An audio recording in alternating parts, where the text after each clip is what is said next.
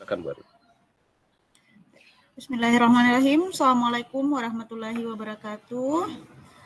Selamat siang semuanya, Bapak Ibu peserta. Hari ini kita akan melanjutkan materi masuk di modul 8 ya, Pak. Ya, sebelum kita melanjutkan materinya hari ini, mari kita berdoa bersama. Sebelumnya doa dimulai.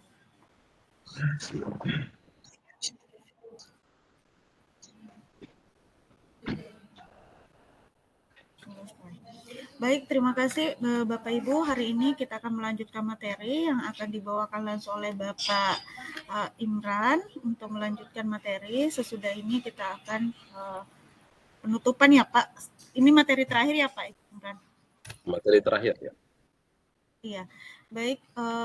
Untuk mengefisienkan waktu, saya langsung persilahkan Pak Imran untuk memaparkan materinya hari ini. Silahkan Pak. Baik, terima kasih Bu Andi Erliani telah memandu kita untuk pertemuan ketujuh ini untuk modul depan, dan insya Allah sebentar sekaligus memandu untuk closing ceremony kita ya Mbak Andi Erliani. Baik Bapak Ibu sekalian, mohon izin untuk melanjutkan materi kita. Hari ini materi pertemuan terakhir untuk sinkronos, tetapi tidak usah risau untuk pengumpulan tugas-tugasnya masih kita tunggu sampai 5 hari ke depan ya. Jadi teman-teman yang mungkin sementara sibuk sebagai operator sekolah, ANBK maupun beberapa kegiatan lain bisa masih mengisikan waktunya untuk menuntaskan tugas-tugasnya. Yang jelas versi tadi subuh saya cek yang sudah mengunggah tugas lab sejumlah 18 orang, memang banyak yang mengunggah tetapi yang berulang ya, karena mungkin ada yang mengunggah berapa kali karena satu demi satu dikirim. 18 orang kalau saya nggak salah itu sekitar 17,14% dari 150 peserta. Kemudian yang telah mengunggah tugas paket tracer activity-nya itu 30 orang, alhamdulillah sudah sekitar 28,57% ya dari 150 peserta. Dan yang telah menuntaskan course-nya di NetAkad 28 orang. Boleh jadi bertambah karena tadi sepertinya sudah banyak yang sudah mengunduh lagi ya. Untuk course di NetAkad itu bisa Anda langsung unduh sertifikatnya. Ada bisa 3 orang yang bertanggung tangan, Anda pilih bisa langsung dari Sisco, bisa saya atau Pak Bagus. Tetapi untuk saya dan Pak Bagus harus diatur bagaimana tanda tangannya ya. Kalau nanti bisa sangat butuh dari saya atau Pak Bagus, nanti Anda kirimkan filenya atau kami unduhkan, nanti saya berikan digital tanda tangannya ya. Atau yang kebetulan lagi di kantor, ada beberapa tadi saya ketemu peserta kita lagi ikut diklat IoT dan CNA, bisa titip ke panitia dicetak, nanti saya tanda tangan langsung. Atau ke Mas Bagus boleh juga. Yang kebetulan Mas Bagus menghandle diklat IoT, saya nanti di CCNA. Itu untuk informasi penugasan. Sebelum saya lanjut, adakah yang ingin bertanya sekitar hal tersebut? Silakan, sambil saya siapkan slide-nya.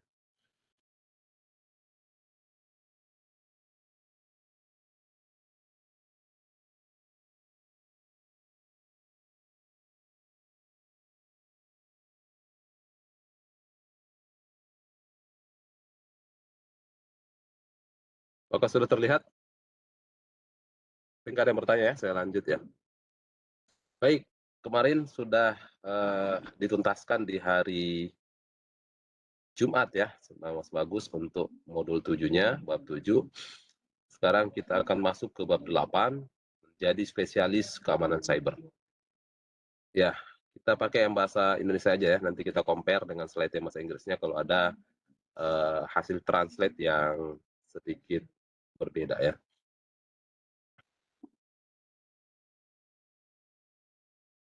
Baik, Bapak sekalian, ada 3 section untuk bab 8 ini atau modul 8 ini. Yang pertama adalah cyber security domain. Sini kita akan sama-sama menjelaskan sumber daya yang tersedia bagi peserta yang tertarik untuk mengejar karir atau berkarir di bidang cyber security. Ini kita akan bahas sebentar apa saja sumber daya yang ada. Kemudian di section kedua, memahami etika belajar di keamanan cyber. Jadi ada etik yang harus kita pahami bersama, yang harus kita implementasi dalam bekerja sebagai seorang cyber security.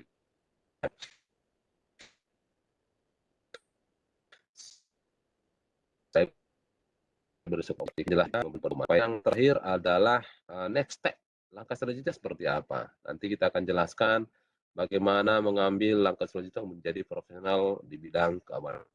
Biasanya ada beberapa course yang sifatnya sertifikasi yang menunjukkan domain kompetensi Anda sehingga nanti yang Anda bisa dipercaya untuk bekerja di domain tersebut. Misalnya menjadi penetrasi tester, menjadi bug seeker, menjadi penangkal malware dan seterusnya yang nanti bermanfaat bagi beberapa instansi yang membutuhkan jasa Anda. Baik, kita masuk ke domain keamanan cyber ya, yang pertama, domain keamanan cyber. Nah, berbicara keamanan cyber itu ada minimal 2 hal ya yang kita jadikan acuan. Yang pertama adalah kaitannya dengan isu kerentanan dan kaitannya dengan isu ancaman ya, jadi ancaman dan kerentanan dalam konteks pengguna umum. Nah, pada domain pengguna ini mencakup pengguna yang mengakses informasi organisasi. Nah, ketika berbicara akses informasi, maka setiap fase, setiap tahapan para mengakses informasi itu berpotensi terjadinya ancaman, berpotensi terjadinya kerentanan yang potensi bisa dieksploitasi oleh orang-orang yang ingin mencari manfaat dari sistem informasi yang dikelola suatu organisasi. Yang kedua, pengguna dan berupa karyawan, bisa pelanggan, bisa kontraktor bisnis ya, bisnis kontraktor, atau individu lain yang membutuhkan akses ke data. Nah, dengan ragam pengguna ini tentu berpotensi memunculkan berbagai motif dalam memanfaatkan data yang ada di sistem informasi kita. Ada yang boleh jadi memang murni untuk mengakses karena kebutuhan dia sebagai karyawan di sana, ada yang memang bertujuan untuk mengakses data pelanggannya, ada yang karena mungkin tertarik dengan menjadi mitra bisnis kita sebagai kontraktor misalnya atau lain. Nah, tidak sedikit kemudian muncul motif berbeda atau memanfaatkan berbagai aktor di user ini untuk mendapatkan informasi yang boleh jadi tidak sah atau kemudian meretas akun dari berbagai pengguna ini untuk kemudian menggunakannya untuk mengakses data tersebut. Nah, berikutnya pengguna user ini juga seringkali merupakan mata rantai terlemah. Nah, ini ya. Jadi supply chain yang dikatakan Mas Faus kemarin ini bisa menjadi titik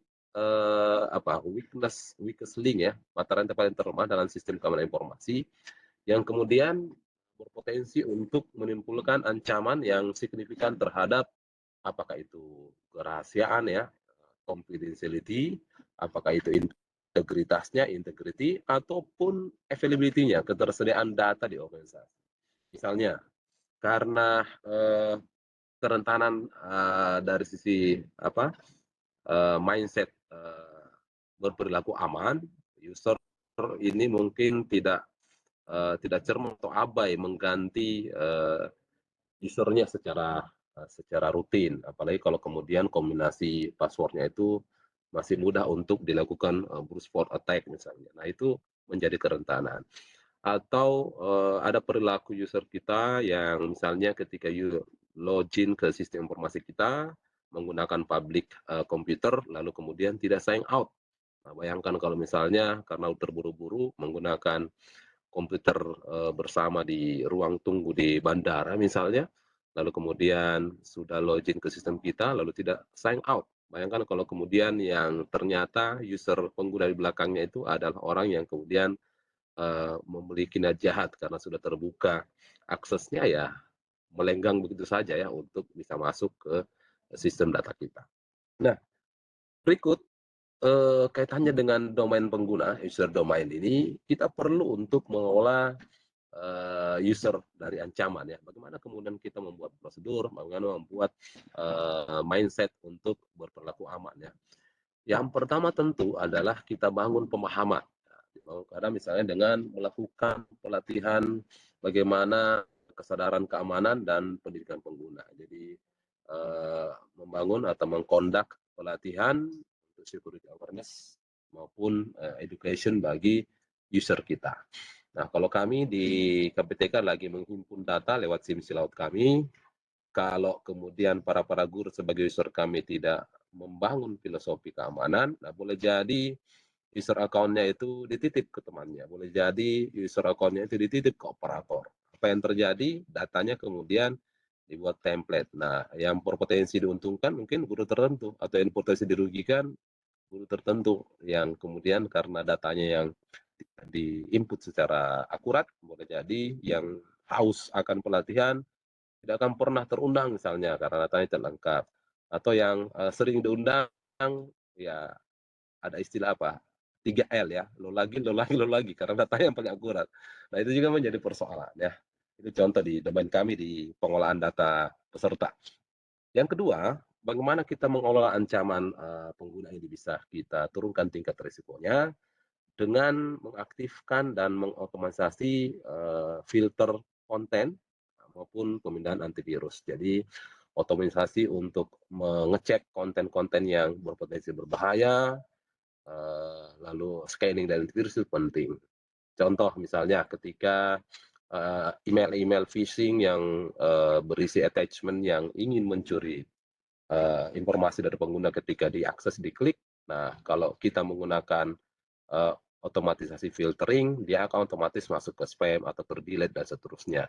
Nah, kalau itu tidak diaktifkan secara otomatis, ketika kita abai karena banyaknya pesan yang masuk, ketika kita salah klik ya boleh jadi langsung terinfeksi suatu, virus dari attachment file tersebut atau spyware dari attachment file tersebut.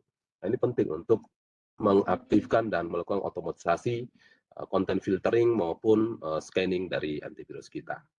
Yang ketiga, salah satu potensi virus terbesar atau ancaman malware terbesar adalah dari DVD, CD internal maupun USB port yang otomatis aktif. Nah, biasanya saya juga termasuk mulai menonaktifkan dia otomatis opening, sehingga kalaupun ada konten yang berisi di CD internal atau USB drive itu berpotensi ada ancaman, itu tidak langsung tereksekusi. Ini yang kita gunakan. Rata-rata juga komputer pribadi sekarang sudah jarang menggunakan drive yang langsung ya, rata-rata pakai eksternal. Apalagi sekarang berbasis cloud ya, udah mulai tinggalkan. Bahkan untuk port USB untuk penggunaan data, saya mulai asing ini. Pada kondisi tertentu baru kita menggunakan USB port untuk data maupun apakah pakai SSID dan seterusnya. Lebih cenderung bergiling WA group sekarang ya. Share dong di grup, kita unduh lebih sedikit. Nah, penggunaan ini relatif sudah menurun ya di era sekarang ini. Tetapi ini masih menjadi potensi ancaman ketika mindset teman-teman pengguna itu masih sangat tergantung dengan hot swappable penyimpanan seperti ini ya. Yang keempat, bagaimana kita memanage user threat atau ancaman dari pengguna ini, misalnya adalah meminimalkan izin ya, minimize permission, atau kita batasi aksesnya. Kita batasi aksesnya, lalu kemudian ada proses tracking, pelacakan, dan pemantauan dari pengguna, serta aktifkan atau sistem pendeteksi ketika ada intruder atau penyusup. Nah, ini adalah beberapa hal yang bisa kita lakukan untuk mengantisipasi penyalahgunaan penggunaan account ya. Jadi minimize permission, restrict access, track, monitor user, enable intrusion detection. Yang kemarin kita restrict access ya, untuk akses yang keluar yang tidak dienkripsi itu kita blok kemarin yang simulasi paket tracer ya. Nah, bisa juga seperti itu. Paket yang incoming mau paket yang outgoing incoming bisa kita blocking ya, bisa kita filter. Nah, untuk yang lebih jauh itu untuk security filtering itu kalau di CCNA di CCNA 3 ya, ENSA dan di atasnya lagi. Baik, Bapak Ibu sekalian, kita lanjut ke domain perangkat ya. Kalau tadi di domain user, kita ke device domain atau domain perangkat. Nah, Ancaman umum untuk perangkat itu ada beberapa hal ya. Yang pertama adalah, eee, dari sisi workstation atau komputer PC, laptop yang tanpa pengawasan ya. Baik itu, secara fisiknya, misalnya juga unduhan pengguna, perangkat lunak yang memiliki apa, kecacatan dalam, desainnya lalu tidak ditambal ya, tidak di-empatch, terbarunya. Makanya beberapa seri, baik itu sistem operasi, aplikasi, selalu ada patch yang ditambahkan kemudian. Karena biasanya, security hole-nya itu terlihat ketika sudah pernah diekspos atau kemudian setelah dilakukan penetrasi testing. Lalu kemudian untuk kita unduh perangkat, tambahan untuk menambalnya. Contoh kalau di keluarganya Windows selalu ada patch ya, patch untuk, apakah improve kinerjanya atau menutup security hole-nya.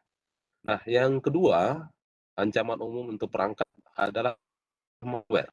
Nah, penggunaan media yang tidak sah, kemudian pelanggaran kebijakan yang, bagi untuk penggunaan yang diterima ini yang, seringkali terjadi ya.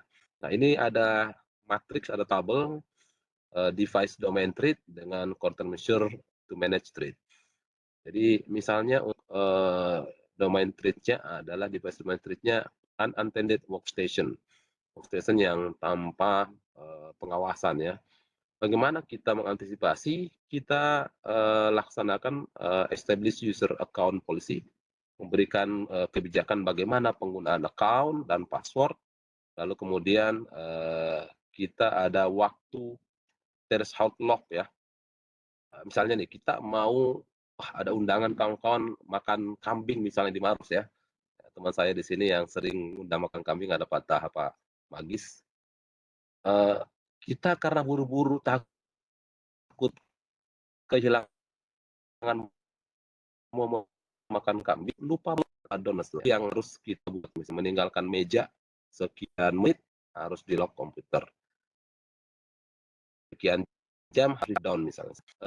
Ancaman, kerentanan dari perangkat yang tidak apa, diberi, kebijakan password dan, account yang aktif, ini bisa kita antisipasi.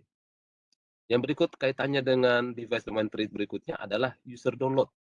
Nah, dalam konteks mendownload aplikasi tertentu, mendownload file dan seterusnya, perlu kemudian dibuat establish akan bagaimana, membatasi akses kontrol, standarnya, prosedurnya, petunjuknya, kaitannya dengan, batasan-batasan user di suatu instansi, di suatu sekolah, di satu kantor itu mendownload misalnya. Misalnya nih, hanya situs tertentu yang bisa diunduh atau ada batasan jam sekian misalnya nggak boleh melakukan unduh apalagi file-file yang gede misalnya.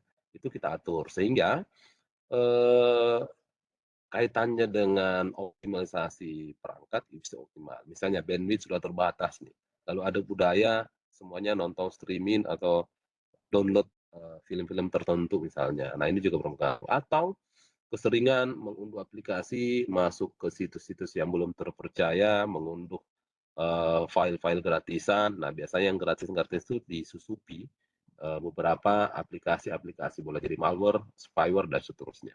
Ini yang perlu dibuat kebijakannya. Yang ketiga, di device domain threat ini adalah unpatched, software ya. Bagaimana kemudian, countermeasure-nya, penanganannya untuk me-manage threat, kita lakukan update dan apply security patch berdasarkan, kebijakan yang sudah ditetapkan ya, define policies. Berdasarkan kebijakan, berdasarkan standar, berdasarkan prosedur, atau berdasarkan guideline yang sudah ditetapkan atau di dalam suatu instansi. Ya, kaitannya dengan malware. Nah, bagaimana cara pencegahannya untuk mengantisipasi ancaman? Kita kemudian aktifkan, otomatis solution untuk melakukan scanning pada sistem, untuk kemudian melakukan updating, dari aplikasi perangkat untuk antivirus kita. Ketika ada tren serangan malware yang terbaru, selalu database dari antivirus kita itu sudah terupdate, sudah mengenali malware tersebut bahwa ini adalah unwanted application ya, aplikasi yang tidak diinginkan. Berikutnya adalah unauthorized media. Bagaimana cara mencegah agar ancaman ini bisa kita kelola? Ya, ini kita disable misalnya internal CD drive atau USB port untuk meminimalisir kontaminasi ancaman berasal di media-media yang tidak diinginkan. Kemudian yang berikut adalah acceptable use policies violation. Nah, ini bisa dengan kita menerapkan apa? Kita gunakan content filtering, hanya konten tertentu misalnya bisa paket-paket ingoing-nya masuk ke server atau ke gateway kantor kita, atau hanya konten tertentu bisa keluar menggunakan attribute scanning untuk download files. Jadi sebelum di-download harus di-scanning dulu sehingga file-file yang masuk ke networking kita, ke PC-PC di dalam jaringan kita sudah bersih dalam konteks sudah di-scanning ya. Lalu disable internal CD drive dan seterusnya. Nah, di acceptable use policy ini bisa dikembangkan ya berdasarkan kebutuhan, berdasarkan culture, berdasarkan tren security yang ada. Jadi juga harus kita update informasi, apalagi kira-kira security violation yang bisa kita internalisasi, kita adaptasi di instansi kita di sekolah kita. Baik, kita lanjut ke berikutnya. Domain jaringan area lokal ya, jadi lokal area domain. Kalau tadi dari user, perangkat, sekarang kita ke networking-nya, ke LAN ya. Nah, ancaman umum untuk jaringan area lokal ya, lokal area network. Akses LAN yang tidak sah, akses tidak satu sistem, aplikasi, ke jaringan nirkabel, dan data. Contoh kami di balai, ini lagi kedatangan tamu ya. Hari ini ada diklat nih, ada 2 yang akan di-open, ada yang telah berlangsung, ada yang sudah sign out ke lokasi magang ya, yang tadi kami antar. Kami ada 2 untuk akses ke LAN kami, kategori internal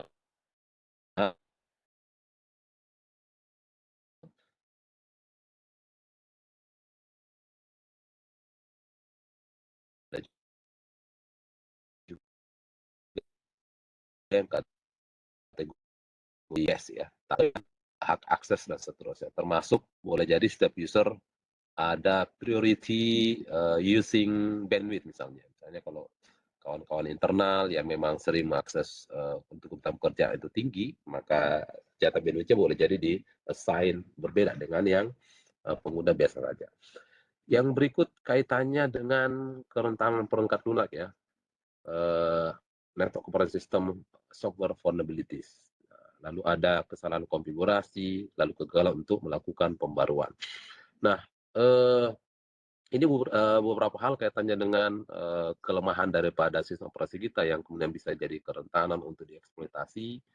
Lalu misalnya kesalahan konfigurasi, ini juga umum terjadi. Misalnya taruhlah kita set up misalnya di wireless device kita, user yang rata-rata terkoneksi misalnya kita bisa tentukan sekitar 20-an, lalu ternyata di konfigurasinya kita open sampai 40. Nah, ini memungkinkan potensi space IP address yang berlebih yang kemudian bisa jadi pintu masuk misalnya untuk orang-orang tertentu melakukan aktivasi atau akses ke jaringan kita. Lalu yang berikut juga ada kegagalan untuk melakukan updating ya, failure. Misalnya sudah harus performing untuk update antivirus, lalu karena kondisi apakah karena network yang down, lalu proses patching update atau unduh untuk patch update aplikasi itu gagal, lalu kemudian tidak sempat di-recover, lalu kemudian ada serangan yang ternyata butuh patch itu ditutup, lalu karena belum ditutup, loloslah proses penetrasi itu. Nah, ini juga bisa menjadi kerentanan ya. Yang ketiga adalah kaitannya dengan penyelidikan jaringan ya, dan pemindahan port. Jadi orang-orang yang ingin melakukan penetrasi, biasanya dia listening dulu, dia scanning port. Nah, port-port yang biasanya tidak terpakai, terbuka, itu maka penting untuk kita menutup port yang memang tidak pakai. Jadi dari sekian port yang terbuka di networking kita, kalau yang tidak pakai ya sebaiknya kita closing ya. Ini di tabelnya lebih detail lagi dijelaskan beberapa local area network domain threat, ancaman dan bagaimana cara pencegahannya. Tadi sudah unauthorized LAN, unauthorized access system application, network system embed sudah, authorized exploit data in transit. Nah ini kita fokus ke sini. Bagaimana potensi data yang sementara transit itu dieksploitasi. Nah, untuk mencegahnya ini kita implementasikan encryption ya. Kemarin di chapter berapa tuh encryption? Kita encryption between device and wireless network. Jadi ini di tunnelnya ya, misalnya membuat VPN dari satu titik ke kantor cabang ke kantor pusat, koneksinya pakai internet, tapi kita pakai tunneling. Jadi seluruh paketnya itu terenkripsi. Walaupun orang bisa nge-tap datanya, karena datanya terenkripsi, orang tidak bisa mendeskripsi atau melihat isinya ya. Oke, itu salah satu cara. Lalu kemudian LAN server with different hardware or operating system. Nah, ini juga bisa kerentanan ya kalau kemudian server jaringan kita itu berbeda hardware-nya atau operasi berbeda, bisa menjadi kerentanan. Sehingga mungkin disarankan ada dalam kita mengimplementasi LAN jaringan kita, ada konfigurasi standar yang mesti menjadi prosedur untuk diterapkan nantinya. Apalagi berikutnya unauthorized network probing scanning. Nah, ini kita diharapkan kalau ada seperti ini, kita conduct post configuration penetration test. Jadi agar kita terhindar dari potensi orang melakukan port scanning, ya kita coba-coba ya teknik sehingga kita tahu bahwa network kita, jaringan kita itu sudah secure atau seperti apa. Jadi ada internal test ya, penetration testing. Lalu ada firewall misconfiguration. Nah, ini juga bagian kerentanan ya, ketika kita keliru melakukan konfigurasi firewall. Nah, sama kita bagaimana pola mengecek penetrasi test kaitannya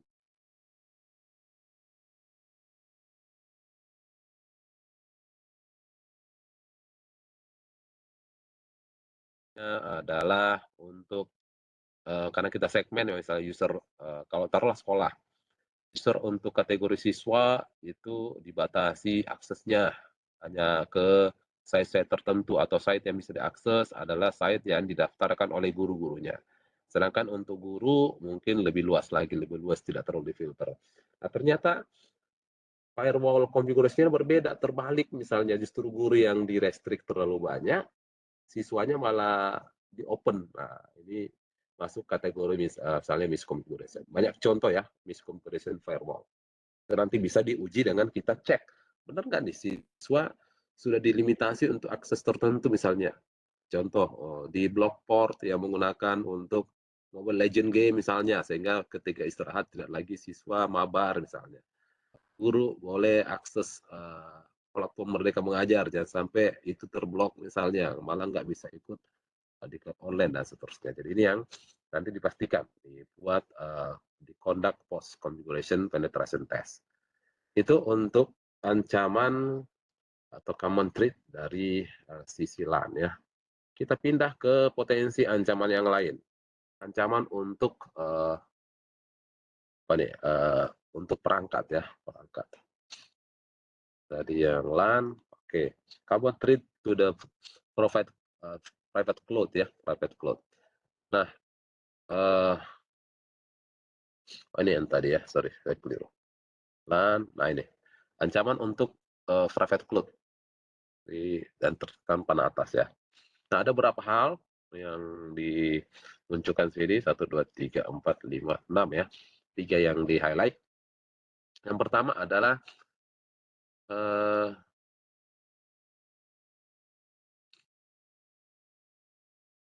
private dulu ya. Unauthorized probing, jadi penyelidikan jaringan tidak sah. Misalnya scanning port, lalu akses ke sumber daya, lalu kemudian kerentanan dan kesalahan konfigurasi perangkat, baik itu di perangkat lunak maupun separasi di router kita, di firewall maupun perangkat jaringan. Konfigurasi jarak jauh, untuk mengakses infrastruktur organisasi, mengunduh data yang sensitif. Nah, ini beberapa seperti tadi ada matriks, ada tabel ancaman untuk private cloud domain, lalu cara antisipasinya. Misalnya untuk penyelidikan atau scanning POC yang tidak sah ya udah biar tidak bisa di scanning, nggak bisa di tracing, tidak sah ya kita mungkin disable ping-nya ya, kita disable probing, kita disable port scanning-nya. Lalu misalnya unauthorized access to resources, kita misalnya pasang IDS ya, implementasi intrusion detection system, atau yang prevention-nya. Kalau prevention tinggal lebih tinggi ya. Kalau yang intrusion detection itu ketika ada paket yang anomali, di dashboard-nya akan muncul. Ini ada paket tidak sah, tapi dia hanya alert ya, hanya mengingatkan. Nah, kalau yang prevention, begitu ada paket yang tidak sah, yakin itu tidak sah, langsung di drop. Itu langsung dieksekusi ya. Jadi level penerapannya saya sarankan yang IPS ya, Intrusion Prevention System. Dia betul-betul langsung action ya. Kalau detection hanya mendetek. Ini ada ancaman loh di sisi jaringan sebelah sana loh ada muncul. Kalau ini begitu ada ancaman langsung di drop ya. Yang ketiga misalnya private cloud domain threat misalnya adalah router atau firewall atau network device operating system software-nya itu terjadi kelemahan misalnya. Nah, yang kita sarankan adalah update device-nya dengan security yang sudah diperbaiki dan sudah di patch ya ketika ada vulnerability di perangkat tersebut. Nah, makanya untuk skala-skala seperti perusahaan besar, router servernya itu sudah host swappable ya, bahkan sudah redundant. Jadi ketika ada yang failure, ada vulnerability, cabut, yang backupnya langsung otomatis. Nah, ini sejalan dengan yang dijelaskan Mas Paulus kemarin, katanya meminimalisir downtime ya, downtime. Lalu router firewall network device configuration error. Nah, agar ini tidak terjadi, maka diharapkan ada proses testing untuk konfigurasi apakah sudah sesuai dengan cloud atau cloud traffic. Lalu ada remote insert download sensitive data, kasih klasifikasi standar dibantu ide dengan tesis saya ya, tesis yang kemudian implementasi file transfer monitoring scan itu untuk domain cloud private kita ke public. Nah, yang bocor ada yang bertanya Joni Andra. Nah, saya mute dulu ya Pak Joni Andra. Pak Joni ini kawan saya di Padang, di Painan ya. Oke, absen Bu Erli, mohon bantu disiapkan absensinya. Saya izin lanjut ya ke domain awan publik.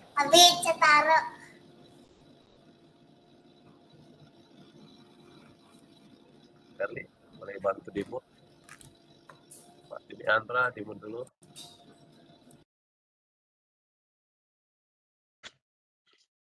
Oke, kita lanjut ya ke public cloud ya. Baik, kalau tadi di private kita ke public.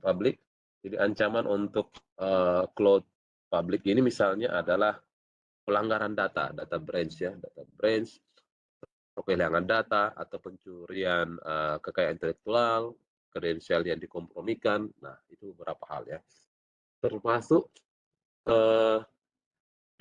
repositori identitas federasi yang menjadi target yang menilai ya, high value target.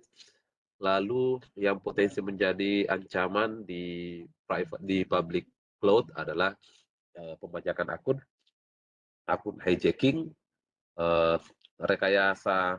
serangan rekayasa sosial atau social engineering, lalu kemudian lemahnya atau kurangnya pemahaman dari pihak organisasi. Nah, ini yang bisa menjadi ancaman ya.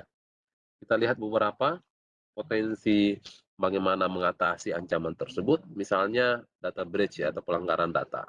Bisa dengan diaktifkan multifaktor authentication. Kemarin ada kawan yang mengatakan, guru malah ya, WA-nya terbajak padahal sudah multifaktor authentication. Nah, ini juga perlu dicek lagi ya, multifaktor authentication seperti apa. Apakah masih membagi kode aktivitas dan seterusnya. Lalu ada user encryption untuk mencegah data breach ya, atau pelanggaran data. Lalu one time password, form based authentication and smart card ya. Ini untuk kaitannya ya, who are you, apa yang Anda miliki, Anda yang pahami, apa yang Anda ketahui ya. Jadi bisa dengan password, bisa form based, bisa dengan smart card ya. Lalu loss or theft of intellectual property. Nah, ini pencegahannya misalnya dengan menggunakan data encryption, data backup ya. Kemarin dibahas oleh Mas Bagus bagaimana pola-pola data backup, menggunakan backup dengan parity, dengan mirroring dan seterusnya. Nah, berikutnya adalah compromise credential, sama yang di atas tadi katanya dengan data, multifaktor authentication, lalu use data encryption dan one time password. Lalu kemudian use of federated identity responsibility, diharapkan juga ada multifaktor authentication, implemented one time password, phone based authentication dan smart card yang diimplementasi.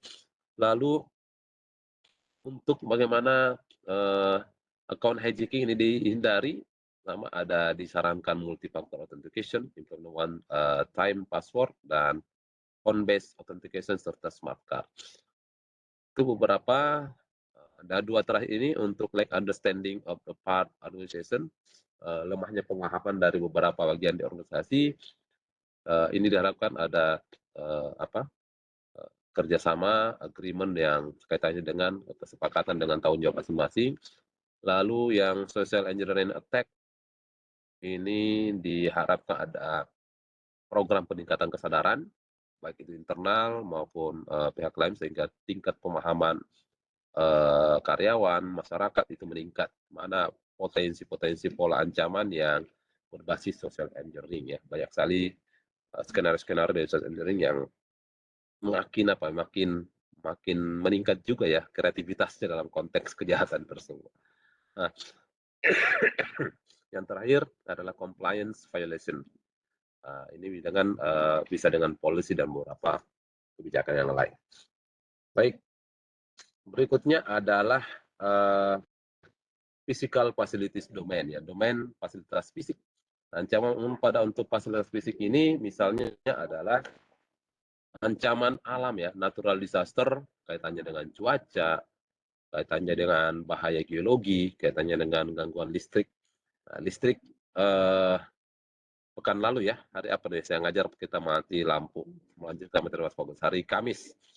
Nah, kami termasuk masih sering ya menghadapi gangguan ini karena kami agak di pelosok, lalu genset kami itu belum automatically on ketika ada gangguan dari sumber utama di PLN, sehingga terkadang ini masih menjadi kendala. Dan ketika listrik yang bermasalah akan implikasi tadi ke device yang lain ya, implikasi ke layanan dan seterusnya.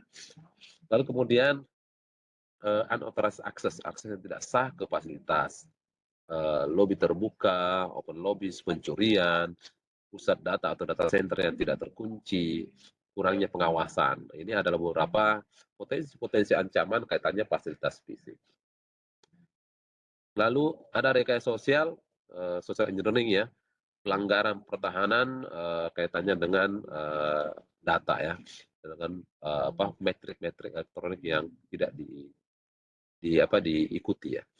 Kita lihat beberapa solusi yang ditawarkan untuk potensi ancaman tersebut. Misalnya yang pertama natural disaster, natural threat ya, including weather, cuaca, geographical problem. Ini harapannya kita mendesain rencana recovery ketika ada bencana. Ini penting ya. Karena biasanya kalau kita tidak aware untuk membuat recovery plan seperti ini, maka ya penyesalannya selalu di belakang. Memang sih penyesalan di belakang ya, kalau depan itu proposal. Baik, jadi memang penting untuk kita antisipasi. Contoh, sekolah ketika menyimpan data-data kredensial, misalnya data kelulusan, data ijazah, data nilai, ya itu harus kita lakukan backup plan. Kita backup ke site yang kita percaya, kita buat backup manualnya, kita simpan di tempat terpisah, sehingga kalau misalnya mau maaf, sekolah kita kebanjiran, kita masih ada backup datanya. Data kita hilang, kita masih ada backup datanya. Dan seterusnya. Jadi selalu ada second skenario untuk kita merecover data kita. Lalu kemudian kita develop business continuity plan. Selalu ada rencana bisnis yang berkelanjutan untuk mengantisipasi penggunaan fasilitas jaringan kita, fasilitas data kita dan seterusnya. Yang kedua misalnya unauthorized access to facility. Nah, bagaimana kita mencegah akses untuk orang-orang yang tidak berkepentingan? Ya, kita misalnya implementasi batch encryption untuk entity access. Jadi kita ada leveling batch, ada lencana, ada user account untuk bisa mengakses fasilitas-fasilitas kita. Misalnya, untuk bisa masuk ke data center hanya level manager ke atas atau level kepala seksi ke atas. Tak biasa harus ada special request misalnya. Contoh yang menarik, tadi kami kunjungan ke Telkom Akses, sudah ada surat menyurat tetapi belum ada permission dari security-nya, dari satpamnya untuk kami masuk. Kami tertahan hampir 5-10 menit. Terlepas dari layanan tersebut yang kami harus nunggu, saya termasuk salut dengan prosedur yang ketat ya. Bahwa walaupun kami sebagai tamu resmi, tapi karena belum ada surat perintah untuk meloloskan kami masuk, ya kami menunggu. Ada 20 peserta. Kami dengan pimpinan kami Pak Dr. Rusti tadi menunggu sekitar 5-10 menit baru bisa masuk. Nah, mungkin untuk fasilitas tertentu seperti itu kita harus ketat ya, harus ketat untuk bagaimana atau siapa saja yang memiliki akses resmi untuk bisa masuk. Lalu ada power interruption. Nah, ini juga kita harus develop disaster recovery plan ya, bagaimana penanganan listrik. Contoh kemarin ketika gempa di Sulawesi Barat, yang paling pertama dicek dulu adalah bagaimana recovery sumber dayanya, listriknya. Karena ketika ini tidak on, maka layanan lain akan sulit nantinya ya, akan sulit. Termasuk di instansi kita. Social engineering, ini implement based encryption for entity access, kemudian conduct security awareness, training regularly. Ini ya, ada pelatihan yang secara rutin untuk kesadaran kaitannya dengan security, lalu membuat enkripsi yang berjenjang ya. Kemudian ya ini yang lain sama ya. Untuk lag surveillance ini disarankan implementasi CCTV, test building security menggunakan boot cyber dengan physical means untuk melihat potensi akses ya tidak saya. Sorry, saya izin minum dulu.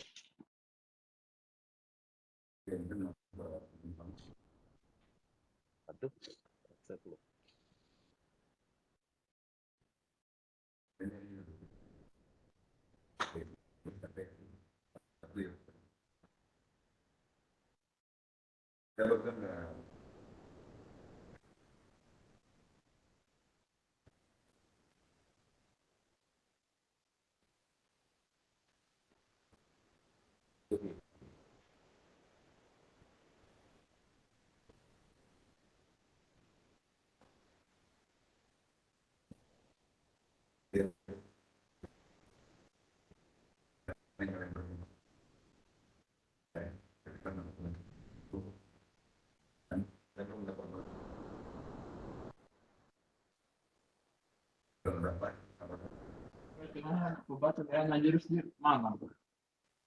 Oke, baik, sorry tadi saya ke air ya.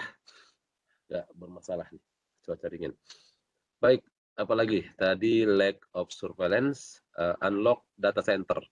Data center itu kunci. Nah, ini ya kita implementasi base encryption untuk bagaimana orang-orang itu bisa masuk ya. Nah, ini beberapa hal berkaitan dengan fasilitas fisik ya, bagaimana menangannya dari ancaman-ancaman yang berpotensi ada. Lalu di application domain aplikasi ya. Nah, di sini ancamannya misalnya ada akses yang tidak sah ke pusat data, kemana ke wiring closed ya, kemari kabel, waktu henti server untuk pemeliharaan, jadi server downtime-nya, maintenance-nya itu mungkin terlalu lama.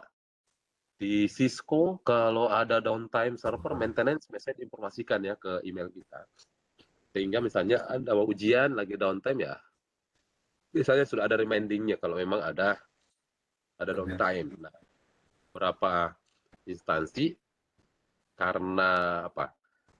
Karena proses maintenance-nya tidak terencana, misalnya tiba-tiba mati lampu, tiba-tiba dari provider down, lalu tidak ada backup servernya. Nah, layanan kami biasanya, yang kita biasanya putus ya. Contoh, kami kemarin server layanan kami itu ada di kantor. Ketika di kantor mati lampu ya, down layanan kami. Nah, sekarang sudah kita buat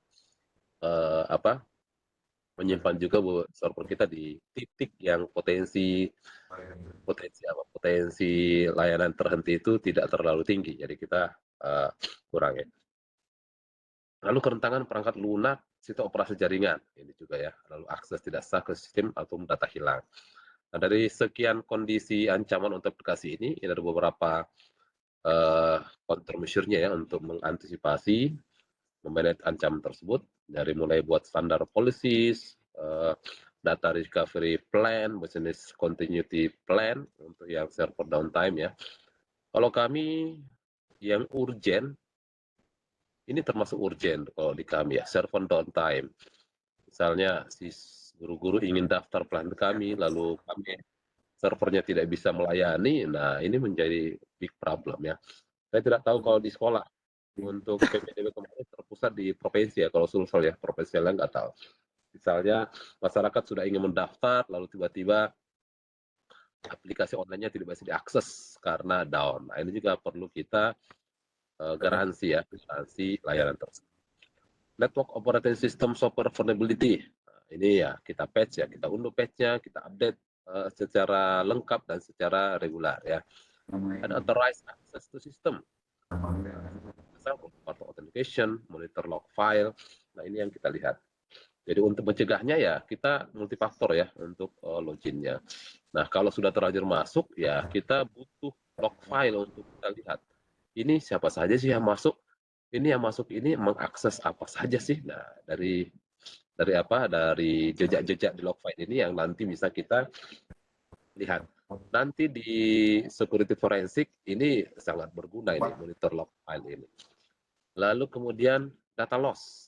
Data loss ya seperti biasa ada standar klasifikasi, biasanya di mana data yang umum, data yang private, mana yang sangat rahasia dan seterusnya.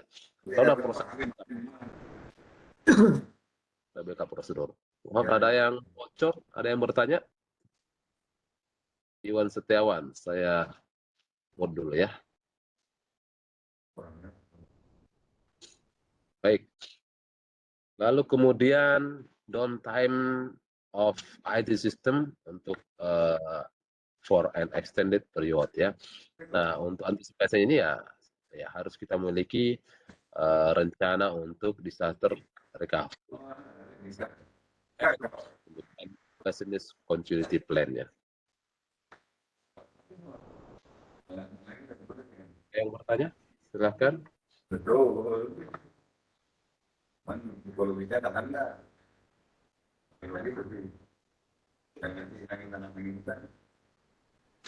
Bu Erdi, mohon bantu dicek yang bocor.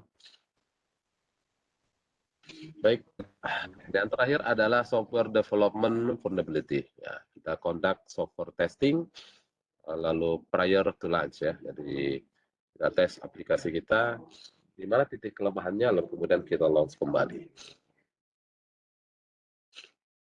Itu untuk section 1. Kita pindah ke section 2, bagaimana memahami etika bekerja di keamanan cyber ya. Understanding the ethic of working in cybersecurity. Baik. Nah, etika dan prinsip yang menjadi guidance kita, yang menjadi acuan kita ya. Jadi etika atau ethics itu adalah suara kecil ya, suara kecil yang di latar belakang yang memandu cyber security specialist tentang apa yang harus dan tidak boleh dilakukan. Jadi kayak apa ya? Kayak suara kebenaran ya. Mana sih sebenarnya yang boleh dilakukan, mana yang tidak. Karena berbicara etik itu lebih kepada sikap pribadi ya, sikap pribadi yang kaitannya dengan kalau yang di chapter-chapter awal kita mau jadi eh, apa penetrasi tester yang warna hitam atau warna putih ya, ya kita ingin menjadi cyber security yang benar-benar dalam kategori baik atau yang seperti apa. Nah, terlepas dari apakah itu legal atau tidak. Nah, kadang legal pun ada etika di balik itu ya. Organisasi itu mempercayakan spesialis keamanan cyber dengan data dan sumber data yang paling sensitif. Jadi ketika organisasi itu menyerahkan datanya yang boleh jadi sangat sensitif, nah di sini yang digunakan etik. Ini nggak boleh saya bagi nih, kalau secara suara etika kita betul-betul memegang etika sebagai seorang keamanan cyber ya. Tapi kalau misalnya suara kecil kayak itu kita tidak dengarkan, boleh nih saya jual nih data ini kan sumber lahan baru. Nah, itulah etika itu. Makanya dikatakan adalah little voice atau suara kecil. Nah, spesialis keamanan cyber ini perlu untuk memahami bagaimana hukum atau aturan-aturan dan kepentingan organisasi untuk membantu memandu dan bagaimana keputusan itu juga didasari dengan etika, dengan nuansa etisnya ya. Nah, itu yang mungkin perlu kita pahami bersama. Jadi nanti ketika Anda mengajarkan siswa, ini yang kita kuatkan ya. Jadi kaitannya dengan profil pelajar Pancasila yang masuk juga di sini di etikanya ya, di kurikulum merdekanya. Kemudian Institut Etika Komputer, Komputer Etik Institute ya. Nah, Institut Etika Komputer adalah sumber daya untuk mengidentifikasi, untuk melakukan assessing, menilai, untuk kemudian merespon terkait masalah etika di seluruh industri teknologi. Nah, si AI ini atau Computer Ethics Institute ini adalah salah satu organisasi pertama yang mengenali masalah etika dan kebijakan publik yang timbul dari pertumbuhan pesat bidang teknologi informasi. Jadi kayak apa ya kayak kita di ketika kaitannya dengan transaksi keuangan, etikanya ya ombudsman mungkin ya kalau lembaga yang seperti melihat etika, kewajaran dan seterusnya ya. Nah, di sini ada institusi Computer Ethics Institute yang untuk kaitannya etika ya. Tidak menyalahi etika nggak kalau misalnya data yang dipakai untuk penetrasi testing internal itu kemudian diekspos ke site-site umum. Nah, itu ya nanti akan dibahas di sini misalnya. Berikutnya, kaitannya dengan hukum dan kewajiban cyber. Nah, yang pertama adalah cybercrime atau kejahatan dunia maya. Nah, hukum itu melarang teman-teman yang berperilaku yang tidak diinginkan. Namun sayangnya dengan kemajuan teknologi, sistem informasi yang jauh lebih cepat dari apa yang diakomodasi oleh sistem hukum, nah, biasanya ada beberapa peraturan perundangan yang mempengaruhi dunia maya. Nah, ini yang kadang apa ya, perkembangan IT tidak sejalan dengan perkembangan perangkat hukum. Nah, biasanya ketika ada case baru kemudian undang-undang itu mengikuti dari perkembangan. Kemudian kejahatan dunia maya. Nah, kaitannya dengan cybercrime, komputer ini mungkin terlibat dalam kejahatan ya, dalam beberapa yang berbeda. Nah, ada kejahatan yang dibantu oleh komputer, ada kejahatan yang targetnya adalah komputer, ada kejahatan karena insidental komputer. Misalnya ada pornografi anak, ini adalah contoh kejahatan insidental komputer. Komputer adalah perangkat yang digunakan untuk menyimpan dan bukan alat yang sebenarnya digunakan untuk melakukan kejahatan. Nah, jadi adalah sebagai alatnya. Nah, organisasi yang dibuat untuk memerangi kejahatan maya ini ada beberapa lembaga yang dan organisasi di luar sana yang membantu memerangi, ya, melawan kejahatan di dunia maya. Misalnya ini ada hukum cyber perdata, pidana, dan regulasi. Criminal and Regulation Cyber Law di negara sana, Amerika ya. Ada 3 sumber utama hukum untuk peraturan, ada hukum perundangan, ada hukum administrasi, dan ada hukum umum. Nah, ketiga sumber tersebut melibatkan keamanan komputer, dan di Kongres AS itu membentuk Badan Administrasi Federal. Jadi yang akan mengurusi kaitannya dengan apa pidana. Lalu ada hukum khusus industri, ada Gramm-Leach-Bliley Act (GLBA), kemudian ada Sarbanes-Oxley Act (XOX), ada standar keamanan industri untuk kartu pembayaran, Payment Card Industry Data Security Standard (PCI DSS), lalu kemudian ada pembatasan enkripsi impor dan ekspor. Lalu kemudian ada hukum untuk pemberitahuan pelanggaran keamanan.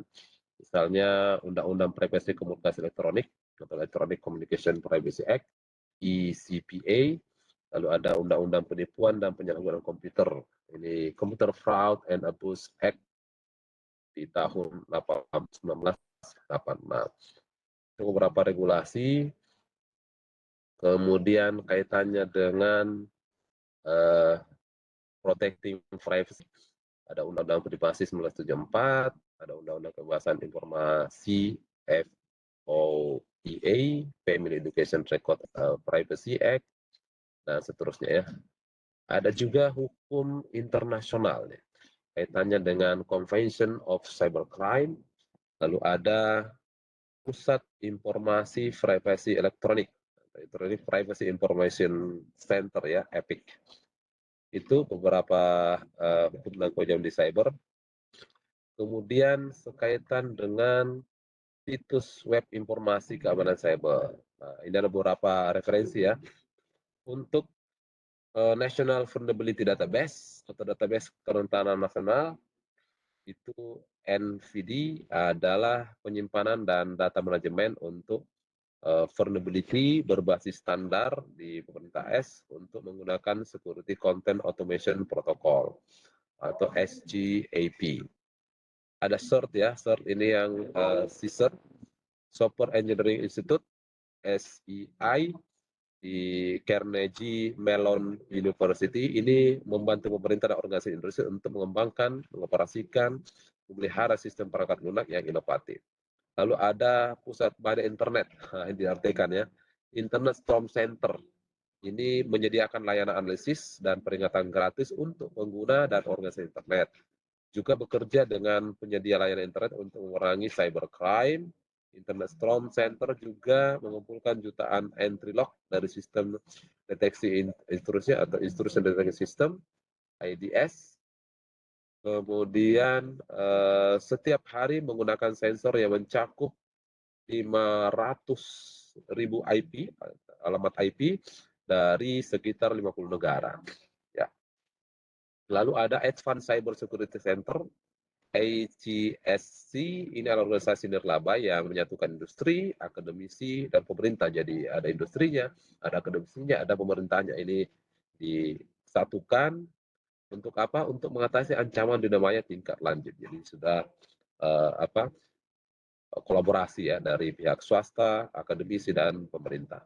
Nah, organisasi ini berbagi informasi tentang ancaman, tentang dunia ancaman cyber yang terlibat dalam penelitian dan pengembangan keamanan cyber yang nantinya digunakan untuk kepentingan pendidikan, untuk keperluan promosi di cyber security ya, kepentingan di cyber security. Berikutnya adalah senjata kawanan cyber, cyber security weapon. Nah, beberapa tools atau senjata yang bisa digunakan, misalnya vulnerability scanner atau pemindaian kerentanan. Jadi misalnya mengakses komputer, menilai, mengakses sistem komputer, jaringan, aplikasi dari kelemahan. Nah, pemindaian kerentanan ini atau vulnerability scanner ini membantu untuk kita mengautomatisasi atau melakukan audit secara otomatis sekaitan dengan keamanan dengan melakukan scanning jaringan untuk resiko keamanan dan menghasilkan data prioritas untuk mengatasi kelemahan. Jadi misalnya ada sekian item, kita di scanning, oh ini loh kita masih lemah dari sisi firewall-nya misalnya, oh kita lemah dari sisi pengguna user dan seterusnya. Nah, automatic scanning vulnerability ini yang membutuhkan hasil instan untuk jadi acuan kita melakukan pencegahan misalnya. Lalu kemudian ada penetration testing, ini juga menjadi senjata untuk cyber security. Misalnya metode pengujian area kelemahan mana dari sistem kita yang berpotensi dan berbahaya, lalu pengujian yang tidak sama, pengujian karena hanya mengidentifikasi potensi masalah. Jadi dibuat skenario untuk mengecek, oh masalah ini sudah lolos sistem kita atau memang masih berpotensi. Jadi lebih kepada research dengan melakukan penetrasi testing ya. Lalu ada paket analyzer, ini yang menarik, paket sniffer ya. Mencegat atau mencatat aktivitas lalu lintas jaringan kita, lalu dari paket-paket yang kita catat, kita capture itu, kita analisis, lalu menangkap setiap paket, lalu kita lihat nilainya dari berbagai paket itu, lalu kita analisis isinya. Nah, sniper ini dapat menangkap lintas jaringan pada jaringan kabel dan kabel. Lalu ada security tools atau alat keamanan. Nah, tidak ada satu ukuran yang cocok untuk semua untuk hal keamanan terbaik. Nah, bergantung situasi, bergantung kondisi industri kita, bergantung kondisi internal kita, bergantung karakteristik user account atau pengguna di internal kita. Ini yang kemudian menjadi acuan referensi pribadi untuk spesialis keamanan ini harus memiliki banyak informasi untuk kemudian merekomendasikan solusi security yang terbaik untuk masing-masing industri tersebut. Itu yang chapter section 8.2, kita pindah ke langkah selanjutnya, what's next ya. Next step ini kita jelajahi profesi keamanan cyber. Jadi kalau Anda sudah paham ini, ketika nanti ajarkan ke siswa, kalau siswa ingin mendalami, ya kita arahkan kira-kira di dunia cyber security itu ada beberapa peran-peran profesional atau okupasi-okupasi yang muncul ya. Misalnya di standar ISO untuk peran profesional untuk keamanan cyber di framework ISO 27000 itu membutuhkan misalnya ada aktor manajer senior untuk bertanggung jawab pada teknologi informasi maupun information system atau management system ya. Ini menjadi menjadi aktor utama dalam proses audit misalnya. Lalu ada job untuk profesional keamanan informasi dan administrator keamanan. Ada juga kontak manager untuk keamanan situs fisik maupun fasilitas. Ada kontak untuk SDM, untuk masalah SDM seperti tindakan indisipliner, pelatihan, dan seterusnya. Jadi mungkin kaitannya dengan kalau di cyber security awareness lah ya, kata edukasi kaitannya keamanan cyber itu ditanggung jawab di job description ini. Lalu ada manajer sistem dan jaringan, arsitek keamanan maupun profesional IT lainnya. Jadi sudah makin meluas nantinya. Jadi ini bisa menjadi rambahan potensi profesi baru ya untuk nanti kita kenalkan ke anak didik kita. Lalu ada alat pencarian pekerjaan, ada indeed.com, sorry ini diartikan ya, indeed.com, kemudian karirbuilder.com bisa diakses atau usajobs.gov ya. Saya nggak tahu kalau di internal kita apakah punya Disnaker sudah juga mengcover untuk potensi IT security ya. Kalau di komunitas-komunitas networking, network security sudah sangat dibutuhkan di beberapa instansi. Ya. Baik, kita sampai kepada chapter summary. Ringkasan chapternya, tadi kita sudah mengkategorikan infrastruktur teknologi informasi yang diciptakan berdasarkan penggunaan teknologi dalam 7 domain. Kemudian adalah membahas undang-undang mempengaruhi persyaratan. Tadi 7 domain mulai dari user, peralatan, software, jaringan, dan seterusnya.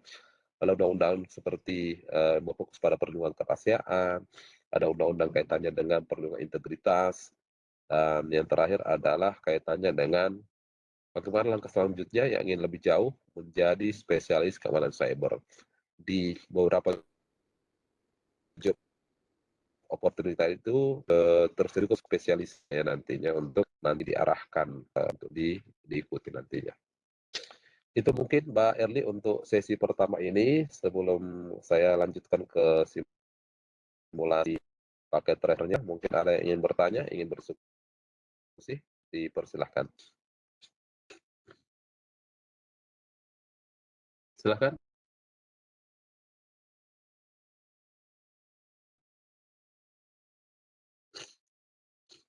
Cek.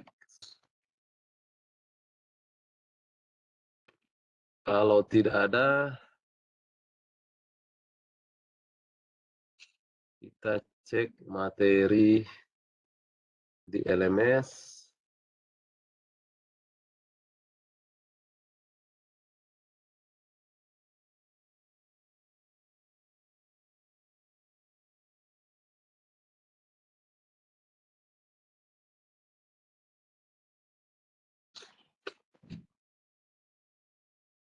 Oh, saya harus login ulang ya.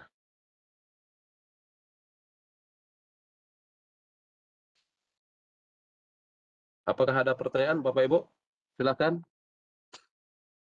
Cek. Bapak Ibu.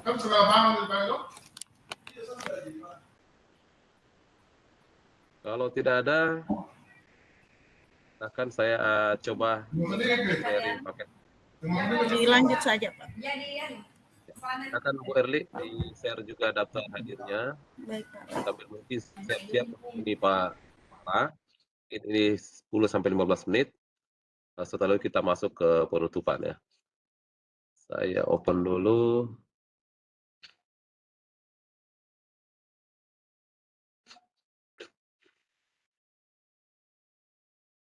Apakah sudah terlihat layar untuk paket tracernya? Belum, Pak. Masih loading. Oke, sudah.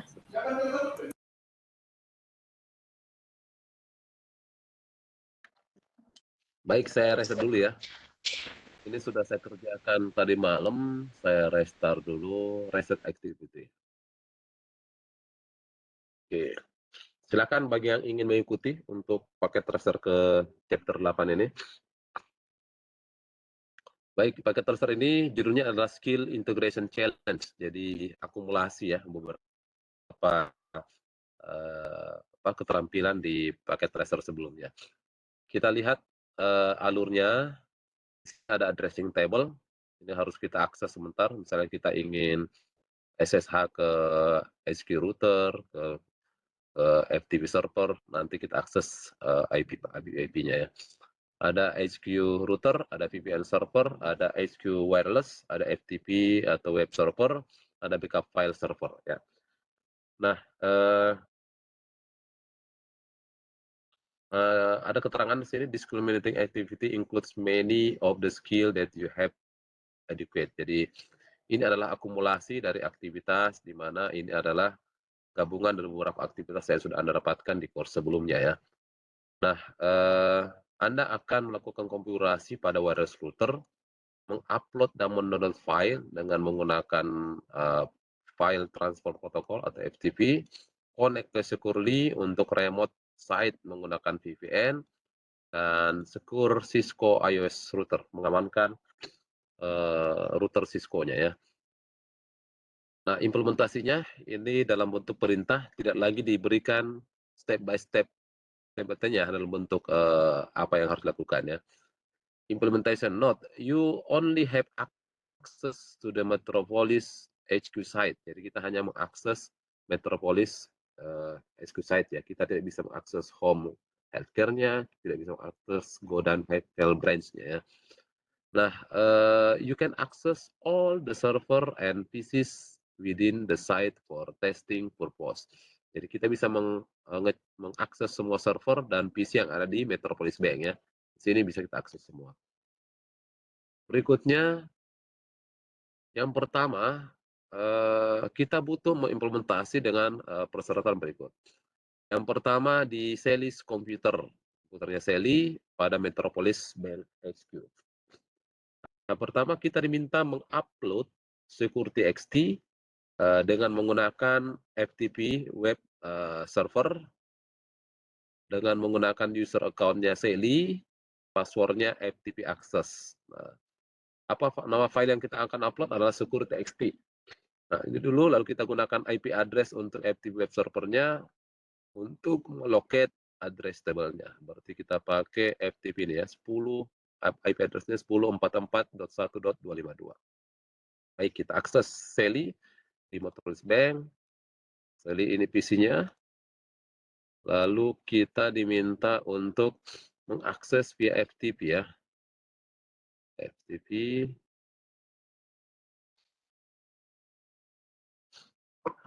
Kita ping dulu. Ping ke web servernya. 10.44.1.252. Connect ya. Kita FTP 10.44.1.252. Username-nya adalah Sally. Sally. Passwordnya adalah FTP access ya. FTP access. Oke, login. Nah, sudah login, kita diminta untuk upload txt. Berarti upload perintahnya put ya. Put secure.txt. Oke, sudah terupload dan completionnya sudah like 10 ya. Sudah berhasil. Lalu kemudian kita konekkan Sally komputer ini ke Godam Haircut Branch menggunakan client to site dengan VPN ya.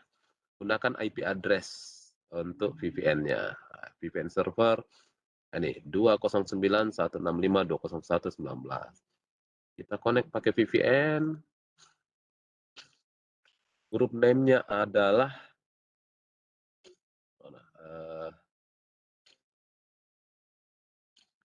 VPN Group. Key-nya adalah 123. Kemudian host IP-nya kita masukkan 209.1 mana VPN 165.201.19.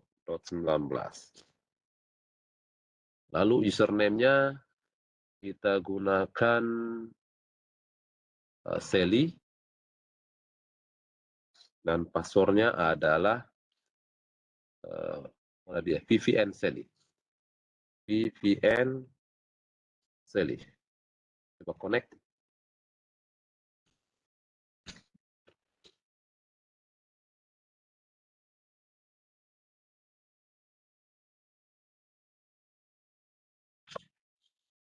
Time out. Aduh.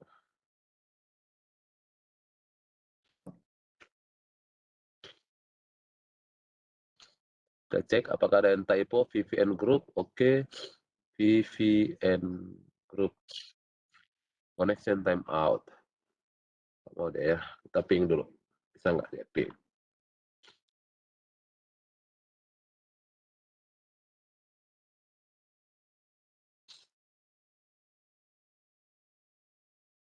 Ping 209.165.201.19.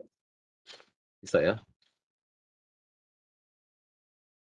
Nah, kita balik ke VPN-nya.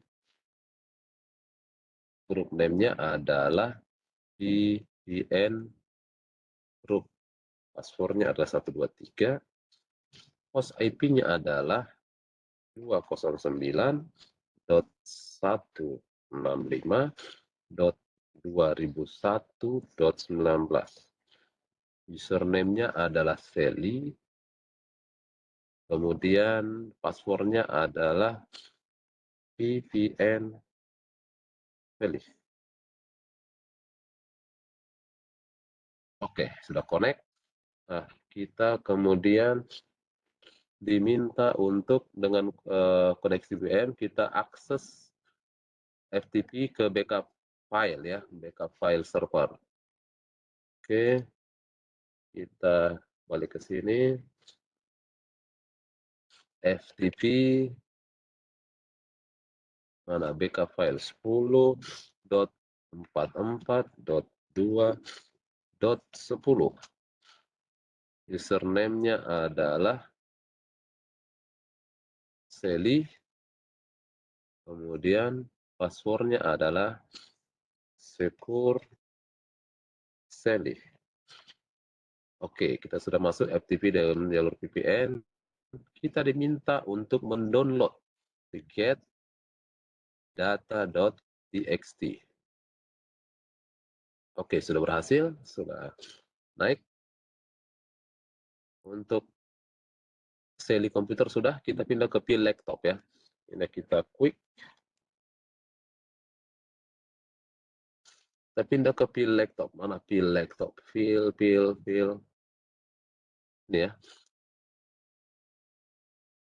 Nah, di Pil ini kita diminta untuk mengkonfigurasi XQ wireless router. Nah, ada IP address XQ router di lokasi address table-nya. Mana?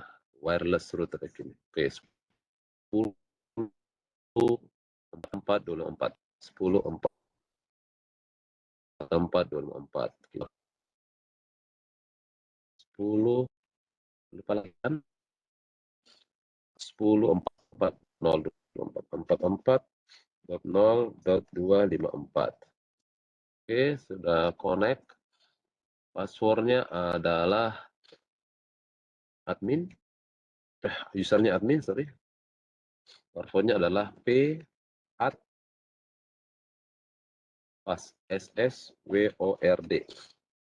Oke, sudah masuk. Apa yang diminta? Kita diminta untuk mengganti SSID-nya dari default ke HiQ Wi-Fi. Oke, kita ke basic, ke wireless. Nah, di sini saya besarin dikit ya. Defaultnya kita ganti ke HiQ Wi-Fi.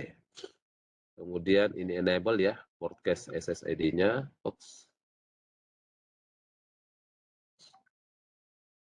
Dan kita setting. Oke.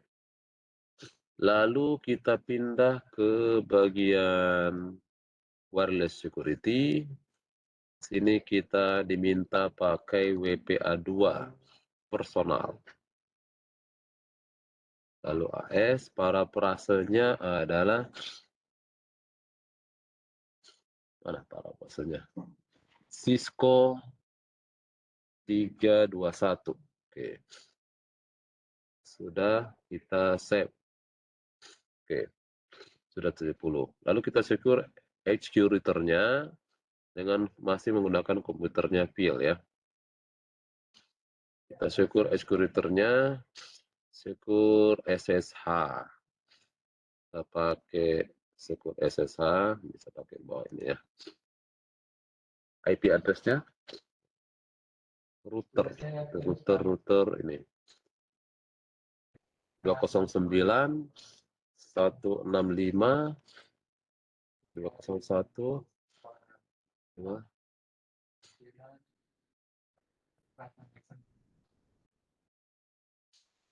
mana dia deh. Usernya Pil ya. Pil connect. Oke, sudah connect. Passwordnya adalah secure SSH. Oke, sudah masuk. Secure SSH. Kita enable. Passwordnya adalah Cisco. Oke, sudah masuk. Kemudian kita diminta konfigurasi MOTD di banner MOTD, kemudian auto rise access only.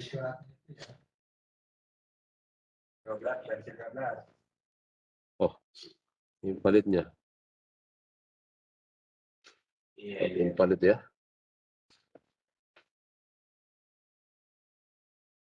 Bentar. Ada yang keliru ya.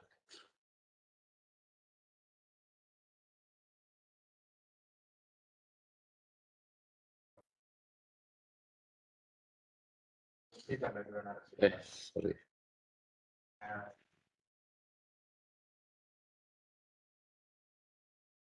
Yes.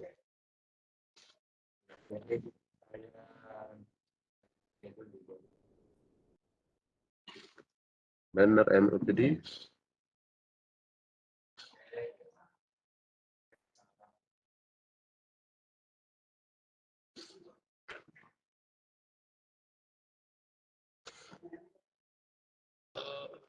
Configuration terminal.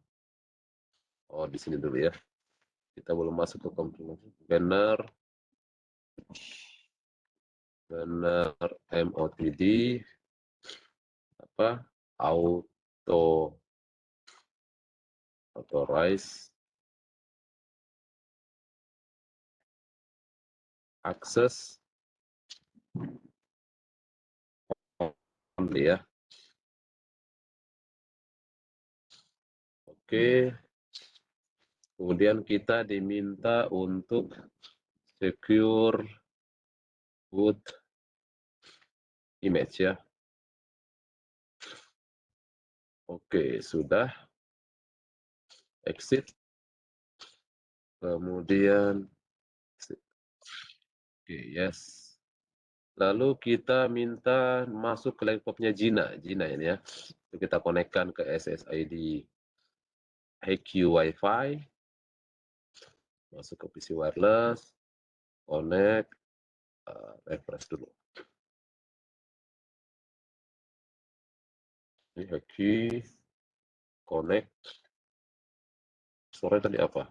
Cisco 12321 ya. Cisco 321. Connect.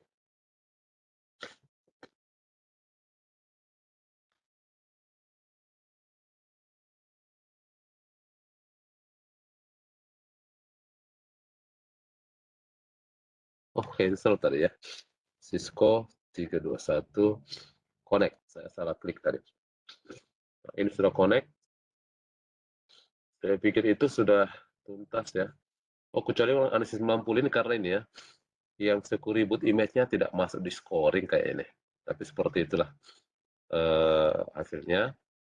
Dari skenario kita menerapkan beberapa hal. Kita gunakan mengunduh file dari FTP server, mengupload ya, lalu kita unduh dengan menggunakan secure connection pakai VPN, kita FTP tapi connect dulu VPN-nya, lalu kemudian di IP publiknya ya, ini dari site yang lain, jadi lebih secure ya. Itu mungkin untuk simulasi paket tracer yang terakhir. Silahkan kalau ada pertanyaan.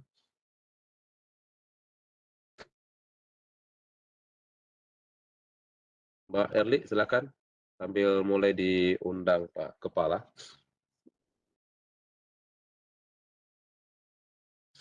Silakan kalau ada pertanyaan, Bapak Ibu sekalian, terkait tugas-tugas, paket tracer dan seterusnya.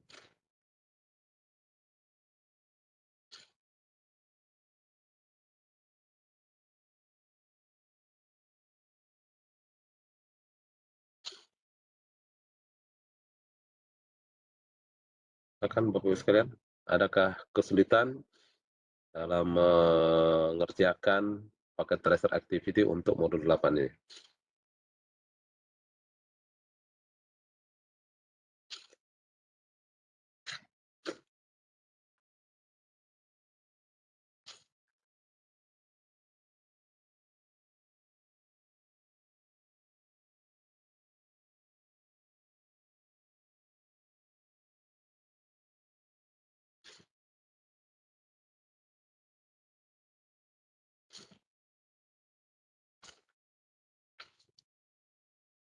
Adakah pertanyaan, Pak Erli? Silakan. Mungkin link Link absen boleh disematkan Mbak Erli. Misi Pak mau nanya Pak. Oh, silakan Pak, siapa nih? Pak Yogi ya. Iya mau nanya. Itu Silakan. tugas itu linknya taruh paling bawah dari tugas papernya itu kan ada tugas paper dewat ya Pak ya. Linknya cantumin di bawah kan Pak ya? Apa di atas yang seharusnya? Untuk Yang link tugas yang YouTube mana nih? untuk penerapan. Kita coba prakteknya itu Pak. Oh, enggak, di salah satu misalnya yang tugas pakai tracer ya, Iya upload betul Pak. saja nanti di dalam filenya, misalnya file Notepad atau Word, sematkan linknya. Nanti saya unduh filenya lalu saya tonton nanti video yang Anda upload.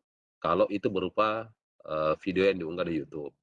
Kalau capture screen ya langsung upload filenya nantinya. Oh, karena saya kan itu kan ada Word-nya. Nah, jadi saya menaruh link YouTube-nya itu di bawahnya. Boleh itu Pak ya, seperti itu. Boleh juga, yang penting beri keterangan atau nanti ingatkan saya bahwa ada file videonya. Karena jangan sampai saya menyangka hanya file Word-nya saja yang Anda kirim ya. Oh iya, iya siap Pak nanti diinin. Sebenarnya udah saya kirim, terus linknya saya taruh bawah itu Pak, link YouTube gitu Pak. Ya, nanti saya coba akan cek dari ya. Ini butuh waktu juga ya, makanya saya beri waktu 5 hari juga teman-teman yang mungkin masih sibuk sekolah untuk mengejar ketertinggalan tugasnya ya. Samping saya juga akan nonton video-videonya, ngecek tugasnya dan seterusnya. Oke, siap Pak, makasih Pak ya. Ya, Pak Yogi dari SMK Widya, SMK Widyahya Pak, ya, di mana tuh? Pensi apa nih? di di ini Pak, di Lampung Pak. Oh, Lampung ya, saya Lampung. Oke, silakan ada lagi. Kalau ya nanti dibagi waktu lah. Misalnya hari ini bagi yang belum tuntas, fokus ke exam atau kuis-kuis sampai final kuis, lalu unduh sertifikatnya. Mungkin besoknya adalah ke lab activity yang belum tuntas. Lalu yang terakhir adalah packet tracer activity-nya. Apakah boleh bertanya ke teman lain? Boleh. Kan ada grup kelompoknya kan justru berdayakan itu. Baik. Pak Erli, monitor Mbak Erli. Apa kepala sudah ready untuk pembukaan sebelum beliau berangkat ke hotel lagi untuk kegiatan yang lain? Baik Pak. Absen belum di ini sama Baby. Sudah ini Pak. Terima Sudah? kasih.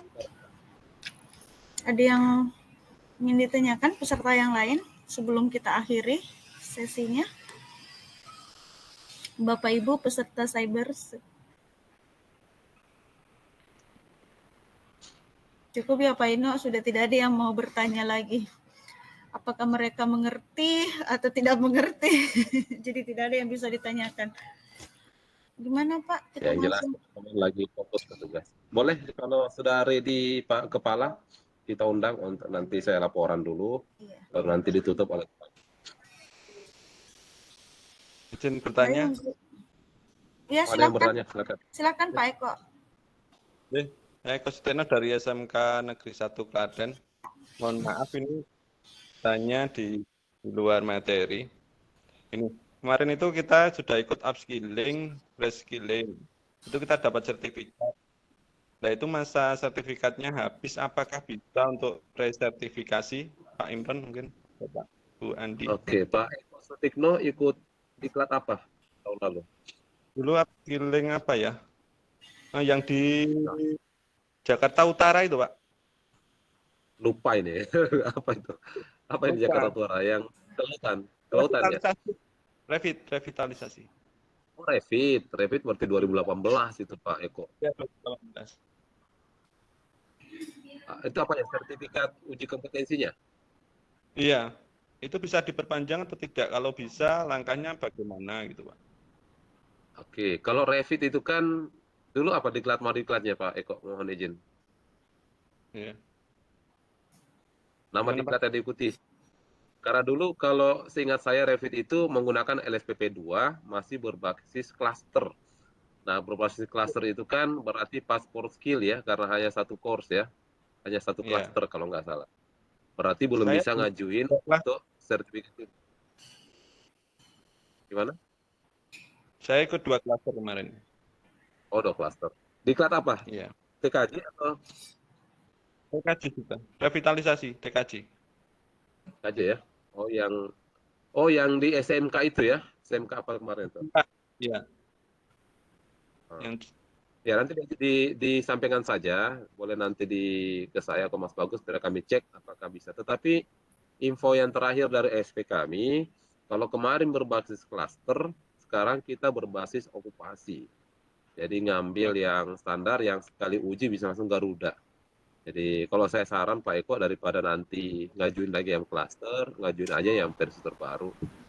Sebenarnya gitu. boleh kita uji, misalnya ada beberapa guru di kalau cukup biayanya misalnya karena kalau ngundang sekarang kami itu lebih ngikutin anggarannya ke diklat.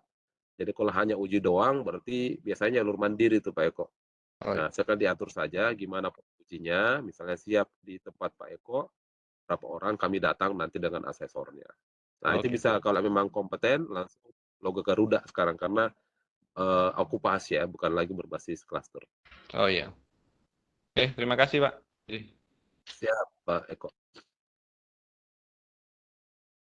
Silakan, ada lagi Mbak Erli? Sambil saya coba kontak Pak Kepala ya.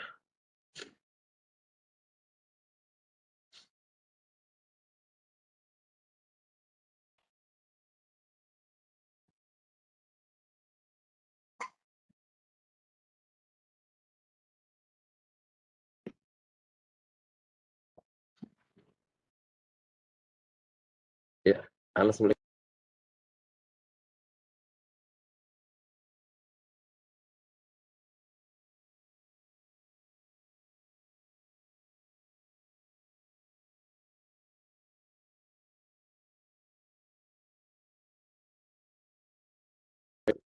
Pak Kepala akan bergabung sebentar lagi.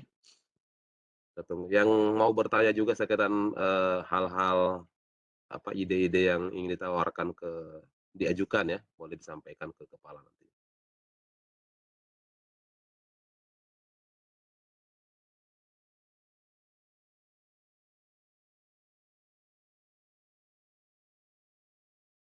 Ya, apakah ada kompetisi saja misalnya untuk diklat? Belum ya. Yang Siapa? ya, yang memungkinkan open kamera boleh ya, open kamera biar Pak Kepala bisa lihat juga, sehingga nanti bisa terjalin komunikasi. Ya, punya ide-ide untuk pengembangan guru ke depan, silakan sampaikan. Bapak Ibu silahkan isi absennya, sudah kami share di link di kolom chatnya. Terima kasih Pak Erwin.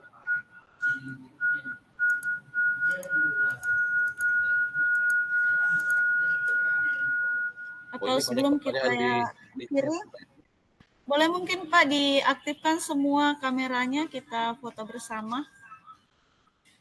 Oke, siap. Bapak Ibu silahkan diaktifkan kameranya.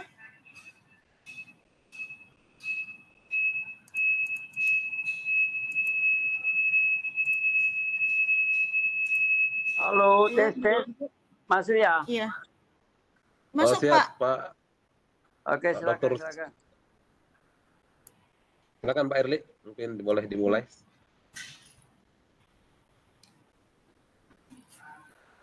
Oke. Langsung saja kita ya penutupannya Pak. Bismillahirrahmanirrahim. Assalamualaikum warahmatullahi wabarakatuh. Yang terhormat Kepala BPPMPV KPTK Bapak Dr. Rusdi MPD, yang kami hormati pemateri kita Bapak Imran Eskom MT, yang kami hormati Bapak Ibu peserta sekalian yang berbahagia.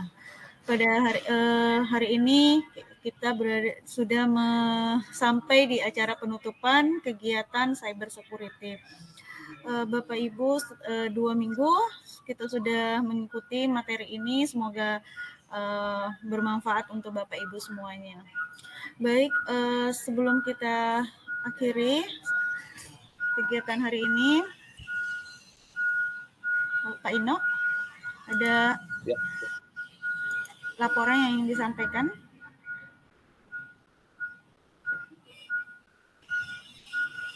Baik, izin Kepala menyampaikan laporan perkembangan di kelas kita sampai hari ini. Bismillahirrahmanirrahim. Assalamualaikum warahmatullahi wabarakatuh. Assalamualaikum warahmatullahi wabarakatuh. Selamat sore dan salam sejahtera buat kita semua. Alhamdulillahirrahmanirrahim. Puji syukur selalu kita panjatkan kehadirat Allah SWT, karena dengan berkat dan rahmatnya Allah kita masih bisa melanjutkan aktivitas kita ini.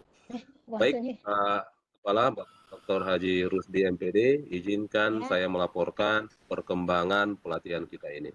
Pelatihan kita ini adalah lanjutan dari Diklat Introduction to Cybersecurity yang sekarang ini namanya adalah Cyber Security Essential. Jadi naik satu level. Nah, di diklat kita ini berstruktur untuk internal kita adalah 82 JP. Jadi untuk memang bermanfaat ya dari sisi ilmu maupun untuk pengembangan karir ke depan. Kami laporkan Pak Kepala bahwa pertemuan kita ini polanya adalah full daring, di mana kita bagi kategori, ada pertemuan secara sinkronos selama 7 pertemuan, termasuk di pembukaannya, dan pertemuan asinkronos, mengerjakan tugas LMS, berdiskusi di grup WA, dan banyak juga yang japri, hampir setiap malam ada japri. Menarik sekali, semangat teman-teman peserta. Yang kedua Pak Kepala, kami laporkan bahwa materi ini berjumlah 8 chapter yang mengajar. Saya ditemani Mas Bagus, juga sangat efektif menjelaskan beberapa materi hingga memberikan case study. Dan di beberapa materi ini diselingi dengan beberapa tugas. Ada 3 kategori tugas Pak Kepala. Pertama, mengunggah tugas lab activity-nya yang saya laporkan di grup manajemen tadi pagi. Untuk data tersebut baru sekitar 70%. Memang biasanya tugas kita beri kurang waktu 5 hari ke depan untuk. Lalu ada tugas paket tracer activity, itu sudah 30% yang mengumpul 100 peserta. Dan yang terakhir adalah mengerjakan kuis dan final kuis dari LMS masyarakatnya sekitar 30%. Dan menariknya di diklat kita ini ada 2 sertifikat yang berhak mereka peroleh. Sertifikat adalah Disconnect akadnya internasional, dan sertifikat yang kedua adalah dari kita, dari BPMPK PTK, dengan struktur 80 JP, dan ini syaratnya harus tuntas ketika dikasih. Itu mungkin yang ingin saya laporkan Pak Kepala, dan mohon izin walaupun ini sudah ditutup, saya laporkan ke Kepala bahwa untuk pemeriksaan tugas dan pengumpulannya itu kita buang waktu 5 hari ke depan. Setelah itu kita closing, demikian yang bisa saya laporkan. Assalamualaikum warahmatullahi wabarakatuh. Waalaikumsalam warahmatullahi wabarakatuh. Demikian tadi laporan dari Bapak Imran Eskop MT. Selanjutnya sambutan sekaligus penutupan oleh Kepala BPPM PPK PTK Bapak Dr. Rusdi MPD. Pada Bapak dengan hormat kami persilahkan. Terima kasih. Assalamualaikum warahmatullahi wabarakatuh. Waalaikumsalam. Waalaikumsalam warahmatullahi wabarakatuh. Selamat sore, salam sejahtera kita semua. Bapak narasumber yang saya hormati, ada Pak Imran Eskom MT. Beliau calon dokter, kita doakan semoga segera bisa selesai studinya dokter dengan kalian tik murni S1, S2, S3 insya Allah. Semoga semakin dalam ilmunya untuk memfasilitasi kita. Dan ada juga hajatan beliau. Beliau adalah salah satu calon kepala Balai Besar Guru Penjaminan Mutu Pendidikan Provinsi Sulawesi Selatan. Semoga juga dijabah pada saatnya nanti. Amin. Yang saya hormati Bapak narasumber Pak Dwi Bagus, makasih telah melakukan fasilitas pembelajaran ini. ada Ibu Erliani selaku MC kita pada pagi hari ini, siang hari ini. Bapak dan Ibu peserta seluruhnya yang saya muliakan, saya banggakan, saya hormati. Luar biasa, alhamdulillah puji syukur sama-sama kita panjatkan kehadirat Allah Subhanahu wa taala yang tiada hentinya. Ternyata kita di siang hari ini, sore hari ini masih tetap diberi rahmat, hidayah, kesehatan sehingga kita bisa bersilaturahim, koordinasi, kolaborasi walaupun lewat daring. Bapak dan Ibu yang saya hormati, saya selaku Kepala Balai Pengembangan Penjaminan untuk Pendidikan Vokasi Bidang Kelautan Perikanan Teknologi Informasi Komunikasi sangat mengapresiasi, sangat bangga, sangat hormat kepada Bapak Ibu guru yang sungguh-sungguh 147 terdaftar di awal dan sampai akhir ini tetap komitmen ikut. Namun masih ada tugas-tugas yang belum ditunaikan. Mohon Bapak Ibu menunaikan sehingga Bapak Ibu juga diklasifikasikan dengan sertifikat yang bersyarat untuk itu sehingga Bapak Ibu tetap memiliki ilmu dan memiliki administrasi yang menjadi pertanggungjawaban secara administrasi. Bapak dan Ibu, saya kira diklat ini adalah salah satu wadah untuk meningkatkan kapasitas Bapak dan Ibu, dan rumpun diklat ini tetap pada teknologi informasi komunikasi yang mana keamanan ya, security-nya esensial sehingga Bapak Ibu paham bahwa ilmu TIK sangat berkembang begitu cepat, sangat dibutuhkan perubahan-perubahan yang menyesuaikan dengan perkembangan zaman. Dengan segala macam perkembangan begitu cepat, Bapak Ibu harus ikut beradaptasi dengan itu. Kondisi itu harus menyesuaikan Bapak Ibu. Bapak Ibu, ilmu komunikasi ini di seluruh SMK, Poltek menjadi salah satu jurusan yang sangat digemari dengan seluruh satuan pendidikan Poltek dengan SMK paling banyak pesertanya ini. Karena demikian adanya otomatis semakin berat persaingan, semakin susah persaingannya. Sehingga yang bisa memenangkan adalah yang memiliki keahlian-keahlian tertentu yang tidak dimiliki banyak orang. Olehnya itu Bapak dan Ibu usahakan memiliki keahlian-keahlian khusus yang tidak dimiliki banyak orang. Thus, sampaikan kepada peserta didik kalau Bapak Ibu guru bahwa karena banyaknya peserta didik yang menggeluti ini, maka mau tidak mau kompetisi untuk mempertanggungjawabkan, memanfaatkan ilmu itu jauh sangat berat. Sehingga mari kita berikan kekuatan-kekuatan khusus kepada peserta didik kita, sehingga mereka memiliki kelebihan-kelebihan khusus di antara yang lain untuk memenangkan persaingan-persaingan pada masa yang akan datang. Nah, dengan demikian juga guru harus memiliki itu karena ilmu TIK ini sangat cepat perkembangannya dan kelihatannya dunia ini digenggam oleh orang yang menguasai komunikasi. Olehnya itu Bapak dan Ibu jangan pernah putus asa, jangan pernah tidak semangat untuk belajar dengan cara apapun. Kami apresiasi Bapak dan Ibu peserta dengan ikhlas mengikuti tanpa tekanan, tanpa perintah, tanpa surat tugas, tanpa meninggalkan tempat, bisa bekerja, bisa belajar, dan seterusnya. Dengan apresiasi saya, Bapak Ibu, dengan tugas-tugas memenuhi syarat, insya Allah kami akan menerbitkan sertifikat sesuai dengan persyaratan yang ada. Saya kira ini menjadi harapan saya. Terima kasih Pak Imran, Pak Bagus, dan jangan berhenti memikirkan melayani peserta didik kita sesuai kebutuhan-kebutuhan yang begitu penting untuk kita bagi ilmu kepada yang lain. Dan memang tusi kita balai ini adalah salah satu tugasnya adalah memfasilitasi guru TIK. Guru TIK.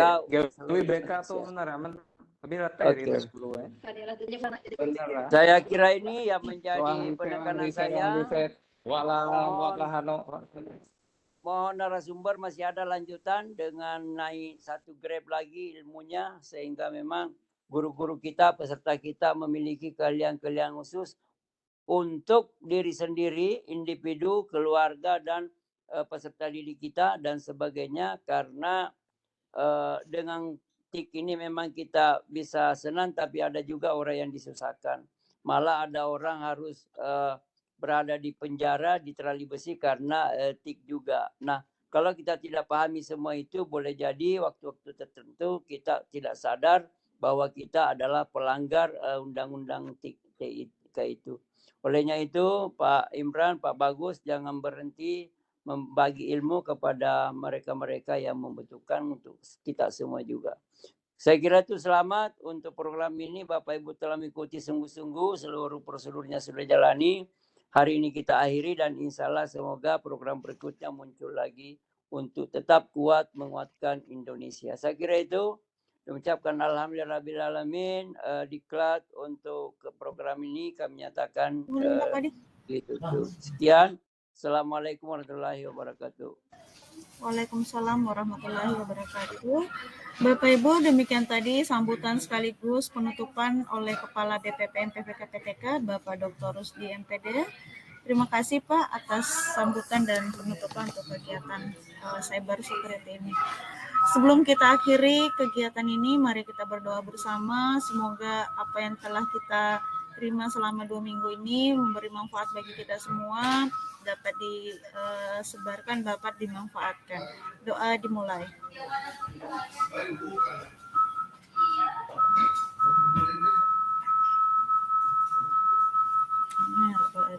Baik Bapak Ibu, demikian tadi serangkaian acara penutupan kegiatan pelatihan cyber security. Saya selaku pembawa acara mohon maaf bila ada kata atau perkataan yang kurang berkenan. Kami mohon maaf, dari Balai juga mengucapkan mohon maaf atas kekurangan kami pada pelatihan ini. Dan saya akhiri dengan ucapan wabillahi taufiq wal hidayah. Wassalamualaikum warahmatullahi wabarakatuh. Waalaikumsalam warahmatullahi wabarakatuh. Ya, terima kasih Mbak Erli, Pak Kepala. Ini menyampaikan berikutnya potensi Linux esensial atau cyber ops untuk yang lanjutannya. Linux lanjutkan, makasih. Linux Pak. Nanti Linux ya. esensial Pak. Ya Linux Ya. Pak. Dengan Mas Haidir sudah siap kolaborasi. Ini peserta kita kebanyakan dari mana, Pemran? Guru ya? Guru nasional SMK. Tadi ada dari Lampung, ada dari Jawa Tengah, Sulsel. Wah, ada juga. Kayak Indonesia, se-Indonesia nih. Lanjut. Makasih, luar biasa. Oke, makasih Bapak Ibu ya. Izin saya lihat ya. Sama-sama Pak. Makasih Pak. Terima kasih Pak. Oke, sebelum kita akhiri, adakah teman-teman yang ingin bertanya, komentar, atau cukup? Saya stop recordingnya biar tidak